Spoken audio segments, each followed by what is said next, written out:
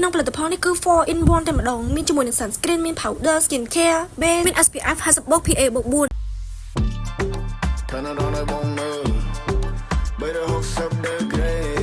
สวัสดีนะแต่ว่าเนี่ยเด็กชายนี่ยังขยมต้องมาทำการเมคอัพแบบลื่นๆนั่นเองอะไรแต่ว่าคือบานตัวสนามจังต่อยังกับมือการเมคอัพแบบลื่นๆแต่ว่าเนี่ยให้ทีนี้ค่ะเมคอัพแบบยังคือจบบานอยู่ใช่ได้จุดมีหนึ่งบนวันนี้ขยมคือการปราบปรามជាមួយនឹង sunscreen ដើម្បីជួយការពារពីពន្លឺព្រះអាទិត្យដែលជាប្រេរបស់ Ichi Beauty ដោយសារតែយើងត្រូវទៅក្រាំងអញ្ចឹងគឺយើងអាចភ្លេចលាបជាមួយនឹង sunscreen ណាអ្នកទាំងអស់ហើយនៅក្នុងផលិតផលនេះគឺ 4 in 1 តែម្ដងមានជាមួយនឹង sunscreen មាន powder skin care base លាបនៅលើមុខហើយគឺមុខរបស់យើងរលោងភ្លឺថ្លាភ្លឺ glow មកហ្មងហើយសំខាន់មានសំណើមខ្ពស់អញ្ចឹងខ្ញុំយក UV ហ្នឹងធ្វើជាទំនាប់ make up អ្នកទាំងអស់គ្នាព្រោះវា base ខ្លាំងមាន SPF 50 PA 4អញ្ចឹងអ្នកទាំងអស់គ្នាក៏អាចយកមកលាបនៅលើកនិងស្មារបស់យើងដើម្បីការពារពីកម្ដៅថ្ងៃបានដូចគ្នាចាចូលមកដល់ step បន្តគឺការមកផាត់មុខជាមួយនឹង cushion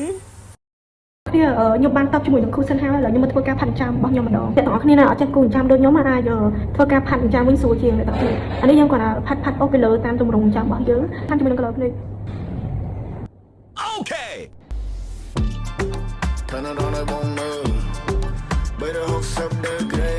ឆ្នេះសម្រាប់អ្នកដែលត្រូវការជាមួយនឹង UV ការពារកម្ដៅថ្ងៃនិងអាចធ្វើជាទំនាប់ make up បានយ៉ាងល្អកុំភ្លេចជ្រើសរើសជាមួយនឹង Ichi Beauty UV Protection Meal